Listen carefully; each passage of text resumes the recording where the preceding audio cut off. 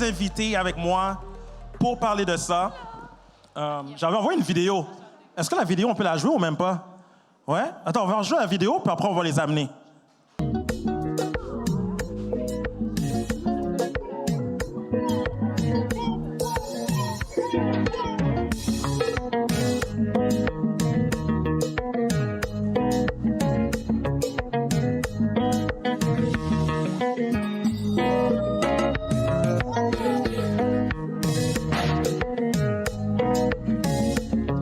Amazing!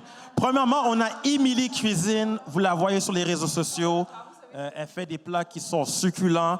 Puis moi, comme vous, je la voyais sur les réseaux sociaux et je suis tellement grand goût que j'ai proposé de faire une collab avec elle pour goûter à sa nourriture. Et je peux vous confirmer, ce qu'elle fait, c'est délicieux. Une main d'applaudissement pour Émilie.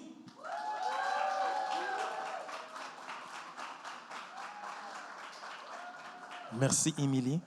Ensuite, on a Sarah, aussi connue sous le nom de Miel Tropical, du contenu divertissant. Sarah, ça fait des années que je la connais, que je la suis. Elle trouve toujours des idées originales, elle sait comment faire sourire les gens. Puis aussi, comme j'apprécie le fait qu'elle met aussi mon studio de l'avant, Archétype, une main d'applaudissement pour Sarah.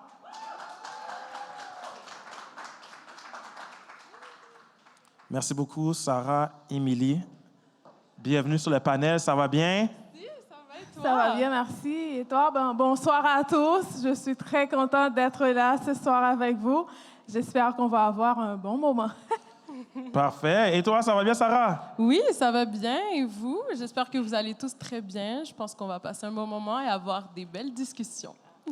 Je confirme, on va avoir un super moment. Présentement, on a 35 minutes ensemble, 32 pour être exact, et après, on a une période de questions. C'est bon? Alors, comment je vais fonctionner? À cause qu'on est quand même tight sur le temps, je demande une question, puis je donne la chance de choisir qui aimerait répondre. Et si la question vous touche vraiment, les deux, vous pouvez répondre. C'est bon? Parfait. Mais la première question, c'est pour vous deux. Je vais commencer avec toi, Sarah. Qu'est-ce qui t'a poussé à te lancer dans la création de contenu? Ce qui m'a poussée à me lancer dans la création de contenu, c'est vraiment la passion. J'ai toujours été quelqu'un qui aimait le montage, qui aimait interpréter des personnages. Pour vous donner un petit ordre d'idée, moi, je fais de la création de contenu dans le divertissement et l'humour. Donc, je fais des petits sketchs humoristiques, divertissants sur les réseaux sociaux. Puis, c'est ça, pendant la pandémie, on ne savait pas trop quoi faire, on s'ennuyait un petit peu. Puis, j'ai commencé à faire mes petits sketchs sans savoir que ça allait autant plaire. Puis, au fur et à mesure du temps, ça a pris de l'ampleur. Puis, j'ai continué à travailler fort. Puis, aujourd'hui, je suis très contente de là où j'en suis rendue. Amazing, amazing. Et pour toi, Émilie? Je pense que, contrairement à Sarah, j'aimais pas j'aimais pas le montage. C'est juste que j'adorais partager des beaux moments sur Instagram, sur mes réseaux sociaux. Mais pour commencer vraiment avec ça, c'était vraiment en arrivant ici au Canada. Avant, je vivais en Argentine, donc c'était vraiment quelque chose de nouveau pour moi. Être ici, une autre culture, et il fait froid. Donc, j'ai commencé à travailler, puis je me sentais pas bien, donc je dis, je dois vraiment trouver quelque chose à faire, à occuper. C'était vraiment un passe-temps. Donc, comme j'adorais cuisiner déjà, je dis pourquoi pas, je vais commencer à partager mes recettes sur les réseaux sociaux, puis ça a commencé vraiment comme ça. Amazing. Quelque chose que peut-être vous ne savez pas, mais vous deux ensemble, vous avez plus de 2 millions d'abonnés combinés, which is crazy. Crazy. Oui, merci pour la main d'applaudissement. Sarah, quel est ton processus derrière une publication de l'idée jusqu'à la mise en ligne? Alors, c'est tout un processus. Donc, déjà, je trouve l'idée, je m'inspire de ma vie personnelle, de situations qui me sont arrivées ou juste des idées de ce que je trouverais drôle de voir. Ensuite, j'écris un script. Donc, j'écris mot pour mot ce que je vais dire. Des fois, j'interprète plusieurs personnages. Donc, ensuite, je passe au tournage. Donc, je vais faire toutes les phrases que j'ai dites avec tous les personnages qui sont dans mon sketch. Et je répète chaque phrase environ 5 à 10 fois pour être sûr d'avoir la bonne prise. Et ensuite de ça, je vais faire mon montage. Donc, je vais garder seulement le meilleur moment pour chaque phrase. Puis ensuite de ça, je passe à la publication. Je vais faire ma miniature. Donc, c'est quelque chose de très stratégique. Il y a beaucoup d'étapes pour Est-ce que tu serais capable de nous dire, en nombre de minutes ou d'heures, combien de temps ça te prend derrière une publication? Ça peut me prendre plusieurs jours parce que si j'interprète plusieurs personnages, je vais attendre d'avoir tous mes éléments de costume. Donc, ouais, ça, en termes d'heures, c'est difficile à dire, mais je dirais minimum une journée. Mais je travaille pas toute la journée sur la vidéo. Je peux travailler de façon compartimentée. Donc, je pourrais dire entre 5 et 15 heures pour une vidéo. Wow. Et ton côté, Émilie, comme j'ai dit, je suis allé chez Émilie une fois avec ton copain, on faisait la nourriture. Quelque chose que j'admire, c'est que tu prends vraiment le temps de bien faire la recette. Mais c'est où tu trouves cette inspiration pour toujours créer du contenu original? Parce que non seulement tu en as pour les réseaux sociaux, mais tu en as pour tes produits et ton livre de cuisine. Wow, c'est quand même quelque chose parce que l'inspiration, mais moi, des fois, j'essaie de trouver une explication à ça. C'est quand même compliqué parce que je suis quelqu'un de très spontané.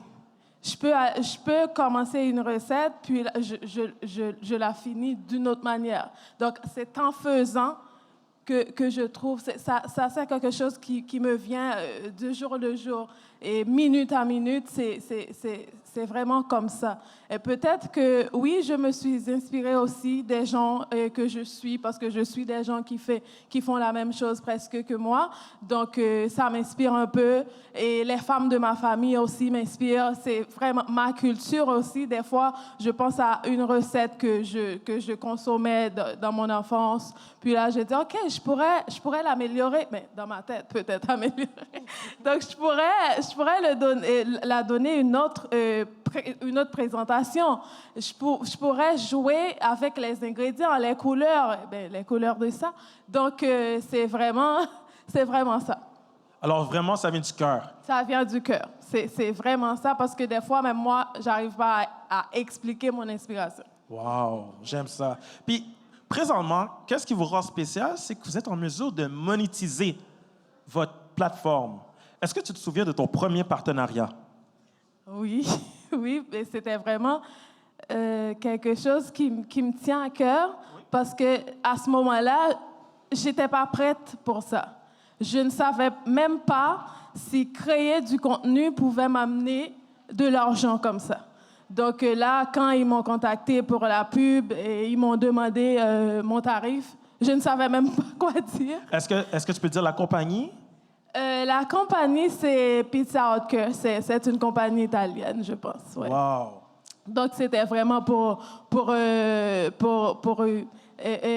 nouvelles pizzas qu'il allait sortir. Donc, parce que ce sont des pizzas prêtes à enfourner. Tout est vraiment fait. Donc, là, je me suis dit, oh, ça fait partie de ce que je fais. Donc, j'ai vraiment adoré le partenariat. C'est juste que je ne savais même pas mon tarif. Puis, j'ai dit un tarif très, très, très au-dessus. Ils ont dit oui tout de suite. Ils ont dit oui, mais ils ont été sincères. Ils m'ont dit, on va te payer beaucoup plus que ça. Wow. Et c'était vraiment impressionnant. Très cool, ça. Très cool. Et en fait, comme tu l'as dit, une collaboration avec une compagnie de nourriture, ça fitait avec ton brand. Exact. Pour toi, Sarah, comment tu fais pour rester authentique avec les partenariats que tu fais pour ton contenu? Ben moi, comme je suis dans l'humour, je peux vraiment être sur différentes collaborations. Donc, j'ai fait pour des marques de vêtements, Uniqlo. J'ai fait pour Ikea des meubles, Spotify. Donc, ça me permet de vraiment utiliser le contenu que je fais normalement et incorporer la collaboration à l'intérieur de façon comme créative. Donc, la façon dont je fonctionne pour sélectionner, c'est vraiment si je connais la marque, si c'est fidèle à mes valeurs, que c'est quelque chose que j'utilise ou que j'aime. Si je ne l'ai pas encore utilisé, je l'essaye. Puis voilà, c'est un peu comme ça que je fais ma sélection. Souvent, c'est des compagnies que je connais, donc ça facilite la chose. C'est des choses que j'utilise déjà. Comme par exemple Fizz, que je venais de m'abonner à leur opérateur, puis finalement, ils m'ont contacté un peu plus tard pour faire la collaboration, donc je trouvais que c'était... C'est un bon fit. Voilà. On aime ça quand c'est un bon fit. Maintenant, ça fait des années que les deux vous le faites. Plus que 5 ans? Non, 3 ans? Pour moi, ça fait 3 ans. 3 ans. Et toi, ça fait... Ça fait Depuis la 4 ans. pandémie. Ouais, Ça fait 4 déjà ans. 5 ans la pandémie, guys. C'est crazy. Quel conseil pour vous deux, quel conseil vous auriez aimé avoir à vos débuts? Si, mettons, la Émilie, la Sarah, on avait une machine pour revenir dans le temps, tu peux te parler, tu peux te donner un conseil. Ça serait quoi le conseil que tu aurais aimé savoir? Mais de ma part, ce serait de traiter dès le début ton contenu comme une entreprise. Et ce serait aussi d'apprendre à se donner des limites, apprendre à dire non. Parce que des fois, tu trouves des collaborations, tu trouves des offres, puis tu te dis, tu es content. Donc là, ça ne te ressemble même pas, puis tu dis oui, et puis après, ça m'est déjà arrivé d'être dessus, d'être pas content. Tu comprends ce que je veux Oui, je dire? comprends. C'est comme ça te ressemble plus. C'est comme, il faut vraiment prendre son temps et analyser les collaborations, analyser les entreprises, parce que quand même, il faut bien connaître les gens avec qui tu vas travailler, parce que ça peut te causer un peu de problème à l'avenir. Totalement. Donc, ce serait vraiment ça. Et pour toi, Sarah? Un conseil, je dirais que même si ça ne fonctionne pas, même si tu n'as pas les résultats espérés, il faut continuer. Moi, j'ai eu la chance de commencer par passion, puis je ne savais pas vraiment où ça allait me mener. Et je suis vraiment contente de l'avoir fait parce que ça m'a ouvert plein de belles portes. Mais je pense que quelqu'un qui veut commencer, qui veut se lancer, puis ça peut être vite démotivant s'il n'y a pas les résultats dès le début. Donc, je me serais donné comme conseil de persévérer. C'est comme ça que tu peux atteindre plein de choses dans la vie. J'aime ça, j'aime ça. En fait, c'est bon parce que ça va m'amener à ma prochaine question. Qu'est-ce qui arrive avec les réseaux sociaux? C'est des fois, tu vas publier, puis tu n'as pas les views, tu n'as pas les likes que tu veux. Comment tu fais pour gérer ça? Ça, c'est une question pour vous deux. Comment vous faites pour gérer cette pression que les réseaux sociaux vous donnent? Tu veux que j'y aille? Ah oui. OK. Ben, moi, c'est mon entourage, plus particulièrement mon copain. Je pense que c'est bien d'être bien entouré. Ouais, qui est ici d'ailleurs. C'est bien d'être bien entouré, d'avoir des gens qui sont là pour te supporter. Tu sais, même s'ils ne comprennent pas forcément, je veux dire, les réseaux sociaux, c'est quand même assez récent, donc peut-être que ça peut ne pas parler à certaines personnes. Mais tu sais, comme dans tout, si tu as une entreprise ou si tu as un projet qui te tient à cœur et qui ne fonctionne pas, je pense que ton entourage, c'est des gens sur qui tu devrais pouvoir compter pour qu'ils te rassurent, qu'ils te consolent. Puis sinon, de façon plus personnelle, j'évite de regarder, tout simplement. OK, tu regardes pas? Non, Tu poses, tu fermes l'application? Ouais, j'ai vu ça aide beaucoup ma santé mentale. OK, Ouais, OK. le déni. Est-ce que toi aussi, Émilie, tu fais ça, tu poses et après tu fermes tes yeux? Moi, non. Je Je sais suis que c'est pas curieuse. ça. Je suis très curieuse. Je regarde, c'est pour ça que je prends un peu le temps de répondre aux commentaires, ben, les commentaires positifs. Des fois, les négatifs aussi, mais pas souvent. Donc, oui, avoue que ça fait du mal. Mettons, je vais te donner un exemple. Des fois, tu mets des heures, des journées à créer un contenu, puis ça ne marche pas. Et des fois, tu mets quelques secondes, puis ça explose. Donc, c'est vraiment quelque chose que toi, tu dois travailler personnellement là-dessus. Eh bien, c'est psychologique. Donc, si ça marche, tu t'accroches à le roi et à le pourquoi tu veux faire ça. Et c'est quoi ta mission? Moi, c'est vraiment ma culture, la cuisine haïtienne, la féminité d'abord, parce que moi, c'est ça le message que je veux prôner.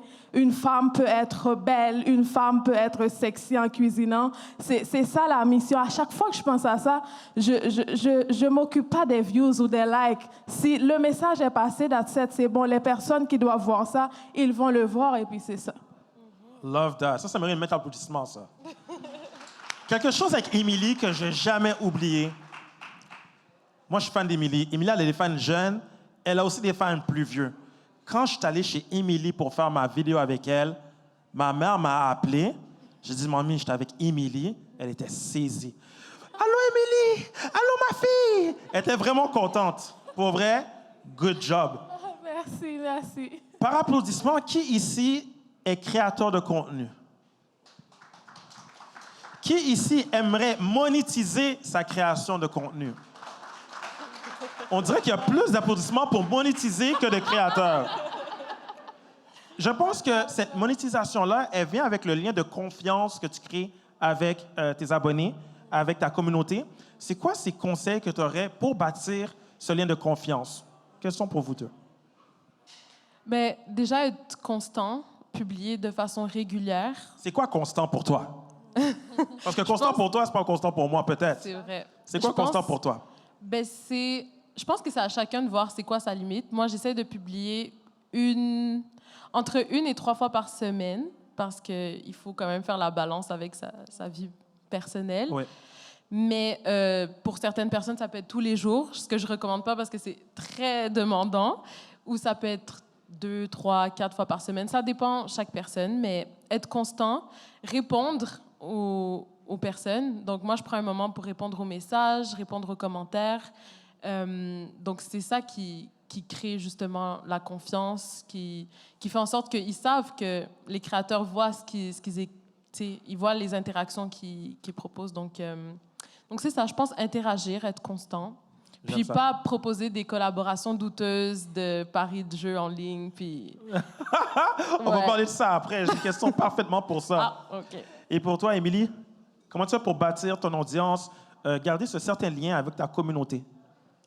Moi, je dirais c'est d'être soi-même. Ben, le mot en soi, ce serait d'être authentique, fidèle à soi-même, de ne pas t'inventer des personnalités. Ça va se voir. Moi, je suis Émilie partout où je vais. Les gens, quand ils me voient dans la rue, ils me saluent, moi, avec un gros sourire, le goût de... Ah, c'est vraiment la fille que je regarde. Ben oui, c'est moi. Donc, je pense que ça, c'est très, très, très fort. Et toujours répondre aux gens. Parce que des fois, on a tendance, quand on a beaucoup de followers, on se croit superstar. Ouais, des fois, je me sens superstar, mais il faut baisser quand même et répondre les gens et écouter aussi, parce que des fois, un commentaire peut t'apporter quelque chose de très bon, de très... comment je peux dire ça, important à changer parce qu'il y a toujours des choses à améliorer. Ouais. Quand ta communauté se rend compte que tu les écoutes, c'est comme ils font partie tu les fais sentir ça, d'être là avec toi, que eux, ils comptent pour toi. Donc, je pense que c'est quelque chose qui compte beaucoup pour bâtir cette audience-là. Amazing. Et c'est important de comprendre son audience parce que c'est aussi ton audience qui va t'aider pour tes partenariats. Maintenant, une question un peu plus crunchy pour vous deux. C'est quoi un partenariat qui t'a marqué, que ce soit en bien ou en mal? Quel a été un partenariat là, qui a encore sa trace ici sur ton cœur? Toi, je sais que tu m'as dit quelque chose tantôt. Tu n'es pas obligé de dire eux, mais je sais que tu as une réponse. Ouais, je sais pas si je vais dire. Mais tu peux dire une collaboration positive aussi. OK, ben, je vais laisser Émilie répondre en premier. Moi, je pense à date, c'était vraiment ma première collaboration avec Air Canada. Puis quand ils m'ont contacté, j'étais comme, oh my God, Air Canada m'a contacté. C'était quelque chose de si spécial. J'ai vécu un moment très, très, très agréable. C'est là que je me suis dit, oh, Émilie, tu fais quelque chose, on te reconnaît internationalement et nationalement, et ça fait quelque chose. En plus, ils m'ont recontacté une autre fois, et c'est vraiment quelque chose d'extraordinaire. Et est-ce que tu peux nous en dire un peu plus sur la collaboration avec Air Canada? Comment ça s'est passé? Est-ce qu'ils t'ont fait voyager comme tel? Exactement. La première collaboration, c'était un voyage à Toronto. C'était vraiment l'événement les 100 restaurants, les 100 meilleurs restaurants du Canada. Canada Top 10 Restaurant, c'était vraiment ça. Et l'hébergement, c'était vraiment quelque chose qui m'a marqué, le fait qu'ils ont tellement bien pris soin de moi. Et pour le vol, pour l'hébergement, pour mes déplacements, tout était à leur compte. Et moi, en plus, ils m'ont bien payé pour ça, juste pour une vidéo et Wow. quelques stories. Et la deuxième fois, c'était encore un voyage à Vancouver. C'était vraiment extraordinaire. On a visité des endroits extraordinaires. C'était vraiment beau. Wow! Et pour toi, Sarah? Ça fait rêver. Ben, j'ai aussi une collaboration avec... c'était pas vraiment... Oui, c'était un voyage, avec un hôtel, l'hôtel du domaine. C'était vraiment un très bon séjour. Mais sinon, ça se passe pas toujours très bien. Comme j'ai fait une collaboration avec une compagnie, c'était pour des bagues. Le produit en soi était bien. C'était comme une bague de promesse où tu remplissais un certificat puis tu pouvais donner qu'une seule bague à une personne dans ta vie. Le concept était intéressant, mais c'est juste comment ils m'ont traité dans la collaboration. C'est là où ça m'a marqué négativement parce que c'était une compagnie qui n'était pas à Montréal, donc c'était régi sous d'autres lois. Ils essaient beaucoup de profiter de ma naïveté. Je n'étais pas représentée en agence aussi au début. Puis, ils n'arrêtaient pas de changer le contrat. Moi, c'est moi qui les lisais. Donc, je me rendais compte qu'à chaque fois que je demandais de modifier un truc dans le contrat, quand ils me le renvoyaient, ils avaient modifié d'autres choses en essayant de faire passer ça en soum-soum. Mais je m'en rendais compte. Donc, ça a été beaucoup de back and forth. Et à la fin, au final, ils m'ont fait payer les frais de transfert d'argent parce que vu que ça venait d'un autre pays, et ils m'ont juste ghosté à la fin quand je leur ai fait remarquer. Donc, c'était la pire collaboration. Ouais. Ouais. Ça, c'est la réalité des créateurs de contenu. Je peux vous dire ça tout de suite à tout le monde. Il y a des bonnes choses et il y a des mauvaises choses. Mais quelque chose qui n'est pas dans mes questions, qui est quand même intéressant, parce que quand on pense créateur de contenu, on peut penser que c'est cool, tu fais une vidéo, tu la publies, c'est fini. Par expérience, est-ce que vous pouvez nous naviguer à travers un contrat? Pas obligé de dire une compagnie, mais pour vous, comment ça se déroule un contrat du moment que vous recevez l'approche jusqu'à temps qu'il y a la publication? Comme tu veux. OK. En gros, tu reçois un courriel. Souvent, en tout cas, moi, c'est comme ça que ça fonctionne. Tu reçois un courriel avec les guidelines. Donc, ils vont te dire un peu qu'est-ce qu'ils cherchent. Des fois, ils te disent le budget. Des fois, ils te demandent de proposer le budget en espérant que ce soit en dessous de ce qu'eux, ils allaient proposer. Après, il y a la phase de négociation où toi, tu dis si le prix te convient ou pas. Après, il va y avoir le contrat. Vous discutez des modalités. Une fois que le contrat est signé, tu peux commencer la phase de production. Donc, moi, comment je fonctionne, c'est que j'écris un script, je fais une proposition de concept. Ensuite, il y a comme tout un document. Soit la compagnie, il donne un document à remplir, soit toi, tu peux, s'ils en ont pas, tu peux en remplir un de ton côté. Tu remplis toute la vidéo, comment ça va se passer, les décors, le script que tu vas écrire. Le script, c'est le plus important parce que s'il y a des modifications, c'est là où ils vont te demander de les faire. Et comme ça, tu n'as pas au tournage à devoir recommencer, ce qui m'est aussi arrivé. Mais normalement, si tout se passe bien, tu suis le script, tu fais le tournage, tu envoies la vidéo pour approbation. Peut-être qu'ils vont te demander de modifier des choses. Dans l'idéal, ils approuvent. Et s'ils te demandent de modifier, tu peux retourner en tournage, recommencer. Ensuite, ils approuvent et là, tu vas devoir passer au post où est-ce que tu dois mettre toutes les tags, tous les hashtags. C'est très procédural, en fait. Honnêtement, être créateur de contenu, c'est une job de bureau là, quand tu vois ça comme ça. Est-ce que c'est la même chose pour toi, Émilie? Ouais, c'est vraiment la même chose. Elle a tout dit. C'est vraiment ça. Moi, la partie que j'aime pas beaucoup, c'est quand on nous demande de modifier le script, que je t'ai déjà envoyé le script. Tu l'as lu. Moi, ça m'est déjà arrivé. J'ai envoyé le script. Et là, quand j'ai tout filmé, j'ai tout modifié et tout, et là, tu me dis, ah oui, une fois, j'ai dit, oh my God! Eux, ils m'ont dit, ah non, tu peux pas dire oh my God. Il y a vraiment, il y a des trucs pour nous qui sont pas beaucoup importants, mais pour eux, oui. Il y a le minimum que possible, ils vont te dire, ah oui, il faut changer là, il faut changer. C'est quand même beaucoup de choses à faire. Ouais, il faut être préparé. Il faut avoir le temps, il ne faut pas être paresseux, il faut lire les contrats. Je suis sûr que vous avez déjà vu des contrats à 10, 15 pages. Il faut lire au complet avant de signer. Oui. Est-ce que vous auriez des conseils à quelqu'un dans la salle présentement qui voudrait vraiment se lancer full-time ou commencer à monétiser sa plateforme? C'est quoi un conseil que tu aurais pour cette personne-là maintenant? Je dirais, je vais me baser sur mon parcours. Je n'ai pas commencé en me disant que j'allais monétiser. Je pense qu'il faut vraiment commencer à faire ce que tu aimes par passion, parce que le travail que ça va te demander avant d'arriver à la monétisation, si tu fais ça juste pour l'argent, tu vas te décourager bien vite. Donc, trouve une niche qui te plaît, quelque chose que tu as envie de partager, un contenu que tu as envie de réaliser, puis ensuite, au fur et à mesure, tu vas le faire, puis c'est comme ça que les contrats vont pouvoir arriver après. Mais si tu commences avec l'idée de vouloir faire de l'argent directement, je pense que ça peut être décourageant un petit peu. Tu es d'accord avec ça? Ouais, je suis totalement d'accord avec ça. En plus, j'allais dire la même chose. Et moi, je vais ajouter que c'est quelque chose que j'ai appris avec le temps. Et si tu veux vraiment monétiser ton contenu, il faut commencer d'abord à parler des entreprises, des marques, des produits que tu aimes sans attendre rien en retour.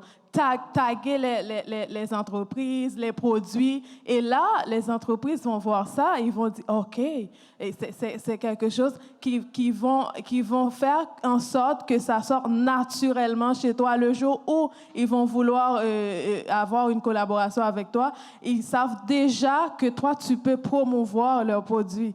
Donc, je pense que c'est quelque chose qui aide parce que ça m'est arrivé de taguer quelques trucs, quelque chose que j'aime et puis l'entreprise me contacte. Ah, j'ai vu ta vidéo. Oui, totalement. Et c'est vraiment important. Ça aide beaucoup. Et ouais. Oui, j'aimerais rajouter, ça m'a fait penser à quelque chose. Aussi, pas hésiter à démarcher. Tu sais, j'ai des amis qui aussi veulent faire ça et tout, puis ils envoient beaucoup de courriels, ils se disent qui ne tente rien n'a rien, puis comme ça, ils ont pu obtenir plusieurs collaborations. Donc, pas hésiter à écrire aux compagnies. Vous pouvez vous écrire un gabarit de courriel, puis proposer. On ne sait jamais qui ne tente rien n'a rien. Donc, Exact. voilà. En fait, ta page devient un peu ton CV. Oui, exact. Et parler avec les compagnies, un conseil que, si je devais donner un conseil à quelqu'un ici maintenant, c'est lorsque la compagnie regarde ton contenu, ils doivent sentir que ça va être facile d'intégrer leurs produits. Quelque chose avec vous deux que j'admire beaucoup, c'est que vous êtes multiplateformes. On parle de... Les deux, vous êtes sur YouTube. Les deux, vous êtes sur Insta. Les deux, vous êtes sur TikTok. Facebook? Oui. Facebook? Non. Snapchat? Non. Non? On arrête là. Ouais. LinkedIn? Oui. Alors, les deux, vous êtes sur beaucoup de plateformes et on s'entend que l'audience de toutes ces plateformes-là, c'est un peu différent.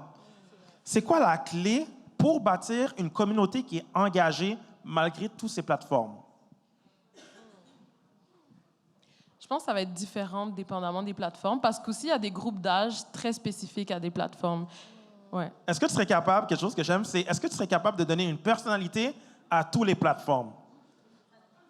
Qu'est-ce que tu veux? Genre, une personne typique qui... Mettons là, je veux dire, par exemple, pour moi, TikTok, c'est ton petit frère tannant.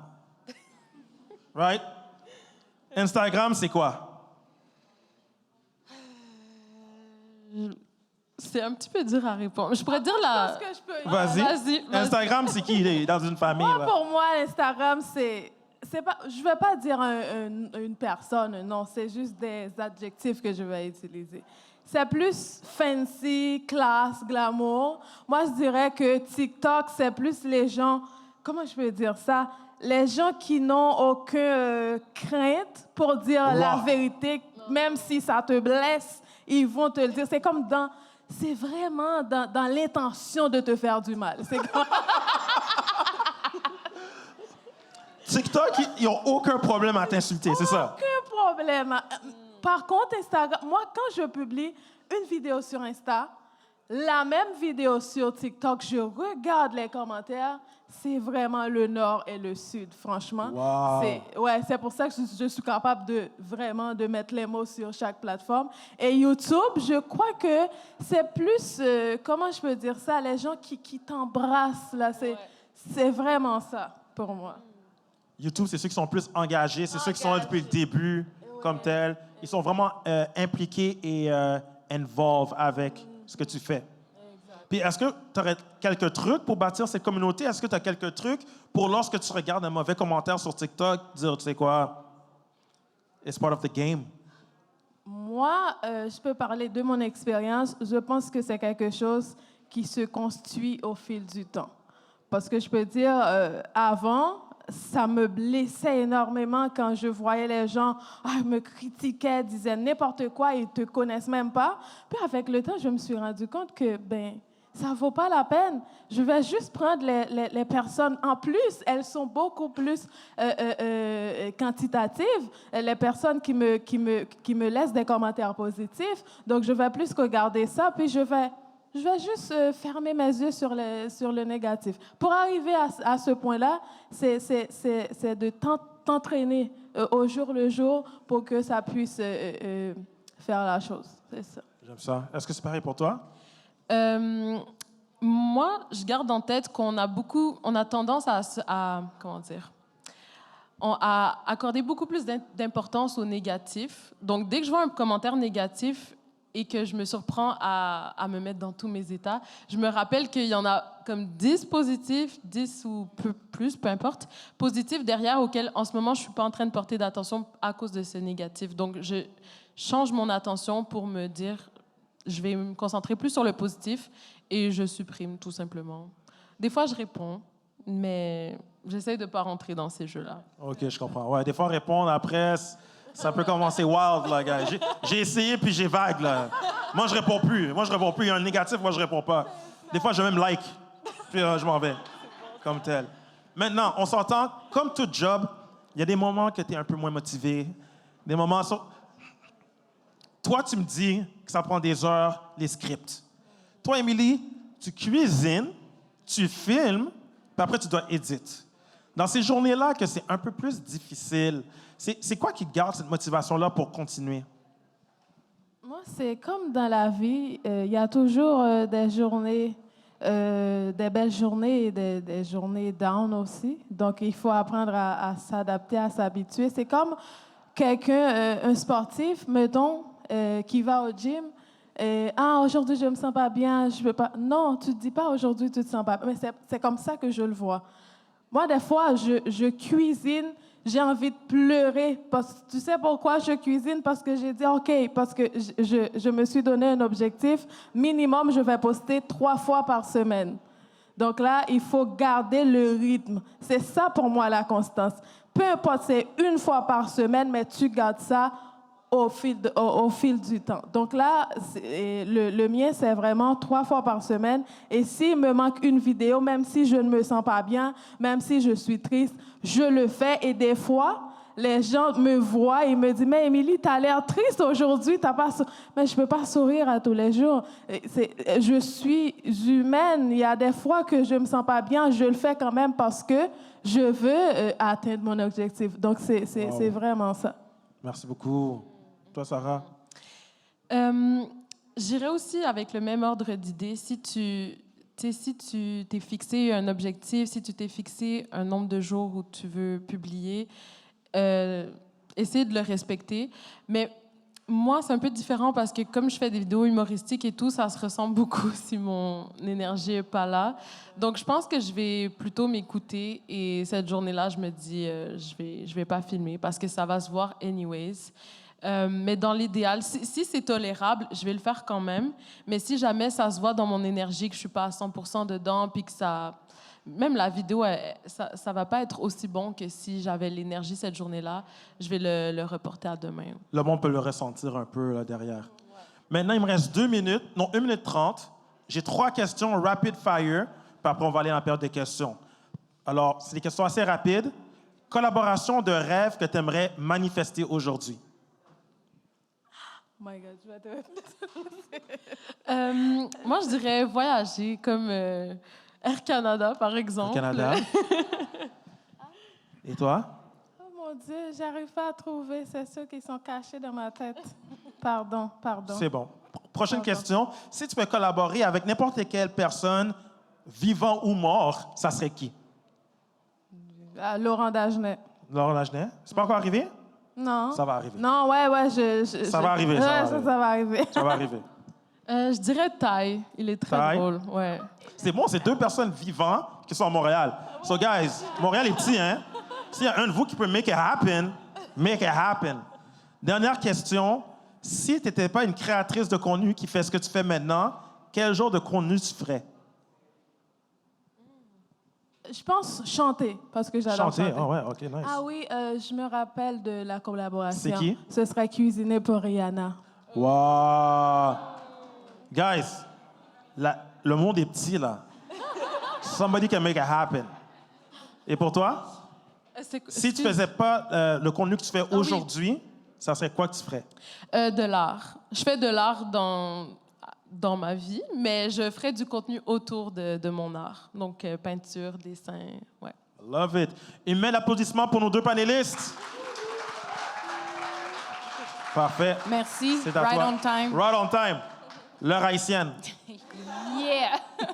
On y va avec les questions? Oui. Moi, j'étais curieuse par rapport à vos contrats. Est-ce que vous avez une clause que si ils demandent des modifications de script après le tournage, ils vous payent plus? Ben, je vais répondre en premier parce que c'est quelque chose qui m'est arrivé. J'avais envoyé le script, ils ont révisé le script, tout était parfait, puis j'ai filmé, ils m'ont dit « Ah non, c'est changé. » Moi, je dis « Eh bien, s'il faut changer parce que j'ai travaillé en vain, parce que vous avez vu, il faut vraiment que vous me payiez pour ça. » Ils ont été d'accord. Oui, vous pouvez le faire. Moi, je dis non, tout simplement. Je dis que j'ai envoyé le script, ils l'ont approuvé, pourquoi maintenant c'est plus valable? Standing on business. Oui, en tant que créatrice de contenu, est-ce que ça vous arrive souvent de mettre quelque chose puis de le retirer par la suite? Ou est-ce que c'est JPP? Ça le passe, le passe. Dans le passé, le passé. C'est comment? Moi, je suis plus mode JPP. Si je l'ai dit, that's it. JPP, j'en le passe, le passe. Moi, oui, ça m'arrive d'archiver. Oui. Mais pas supprimer parce que sinon l'algorithme, il te pénalise. Ouais. J'aimerais savoir, vu que vous faites un contenu très spécifique, est-ce que des fois, vous ne sentez pas que c'est comme une cage par rapport à votre personnalité ou d'autres choses que vous voudriez montrer, mais qui n'est pas nécessairement connecté à ce que vous faites à la base?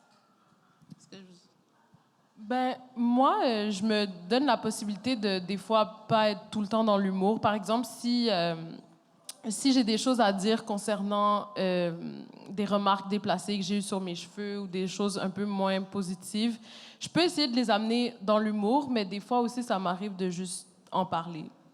Ouais. Ben pour moi, c'est beaucoup plus facile parce que je ne suis pas que dans la cuisine.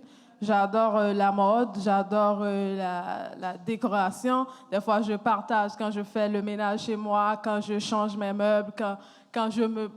Là, maintenant, je commence à partager des contenus de maquillage, mettons, que je suis vraiment accro maintenant. Donc, c'est quand même beaucoup de choses. Donc, je me sens vraiment pas emprisonnée parce qu'il y a beaucoup de choses à partager à mon audience. Est-ce qu'il y a d'autres? Oui. Donc, moi, c'est une question un peu personnelle pour vous deux. Puisque la création de contenu, vous la monétisez maintenant, est-ce que vous considérez que c'est encore une passion ou plutôt un métier? Pour moi, c'est vraiment les deux. C'est un métier, c'est une passion parce que c'est cette passion-là qui m'a amenée ici. Je ne savais même pas que je pouvais monétiser ça. Donc, de base, c'est la passion qui existe toujours et qui fait en sorte que je crée encore du contenu. Puis des fois, on peut passer des mois sans avoir un contrat. Donc, je tiens encore. Donc, c'est vraiment les deux, un métier et la passion. Ouais, même chose pour moi. J'ai rien à rajouter. C'était, ouais, les deux. Allô, j'ai une question. Je sais qu'au Québec, au Canada, comparativement aux États-Unis, par exemple, tout ce qui est création de contenu, c'est assez différent. On voit qu'aux États-Unis, c'est presque des célébrités. Ils font beaucoup, beaucoup, beaucoup d'argent. Est-ce que ça vous est déjà passé par la tête de peut-être switcher puis aller vers un public plus américain? Parce qu'il y a des influenceurs canadiens qui décident de déménager aux États-Unis. Donc, comment vous voyez ça, en fait, de votre côté? Non, parce que ça serait pas authentique à qui je suis. Moi, je suis née ici.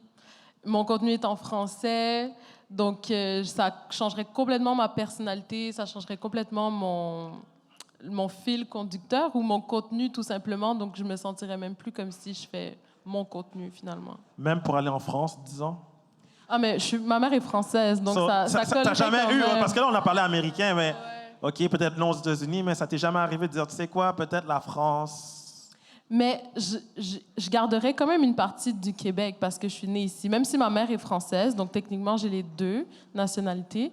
Mais dans mon contenu, ou peu importe, je vais quand même garder le Québec, même si je vais en France ou quoi que ce soit. Ben, pour ma part, je suis quelqu'un de très croyant. Je me sens... c'est comme si je sens que je fais partie du Québec, même si j'ai seulement 4... je vais avoir 4 ans, parce que c'est comme... Je me sens comme une choisie. C'est comme il y a une histoire qui a commencé ici, et je sais qu'il y a beaucoup de choses qui vont se faire ici. Donc, je veux pas, ça m'intéresse pas de me déplacer. Et en plus, c'était vraiment pas le but de chercher l'argent comme une folle. C'est juste avoir une mission et comprendre pourquoi tu es là. Et ça, je l'ai compris. C'est pour ça que je vais continuer à être ici. Et pour ajouter sur ça, moi, je suis un très bon croyant que si tu es un bon créateur de contenu au Québec, tu vas faire plus d'argent que si tu étais aux États-Unis, parce qu'ici, le pool est petit, là. Si on doit nommer des créateurs black, je peux même pas t'en nommer 20. C'est-à-dire que tu vas aux États-Unis, il y en a une centaine dans une petite ville dans l'État de New York. So, imagine les États-Unis au complet, combien il y en a. So, je pense que c'est quand même un blessing d'être créateur de contenu au Québec. Au pire, tu essaies de faire ton nom à travers le Canada. Mais même le Québec comme tel, il y a beaucoup d'opportunités. Merci. Est-ce qu'il restait des questions? Oui.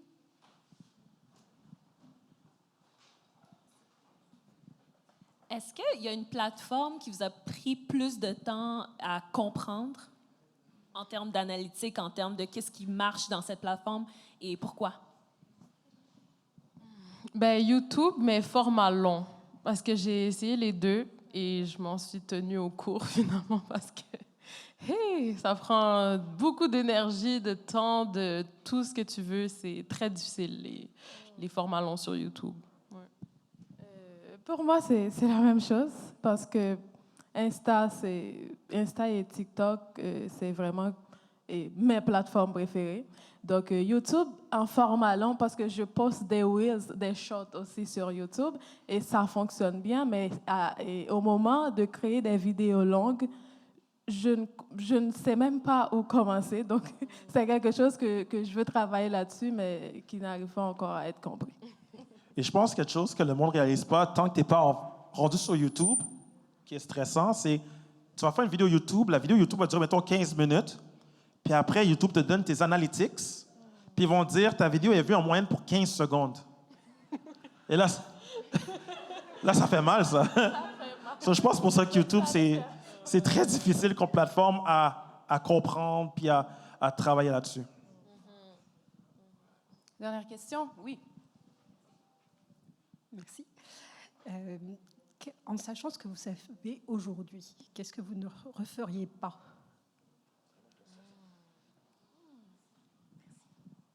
Qu'est-ce que je ne ferais pas, c'est de ne pas travailler avec une marque qui ne me ressemble pas, même s'il m'offre $1 million, je vais dire. Parce que ça doit vraiment faire partie de toi. Et ça doit vraiment être aligné à tes valeurs, à tes principes. Donc, je ne le ferai pas si ça n'aligne pas à mes valeurs. Moi, ça serait un conseil que je n'ai pas encore appliqué, mais ça serait de ne pas déléguer aucune tâche, tout faire tout seul parce qu'on a peur qu'on ne fait pas confiance et tout, nanana. C'est un apprentissage pour moi, mais ça serait ça. Bon, ben, c'était la dernière question, c'est ça? Merci beaucoup. Une belle main d'applaudissements.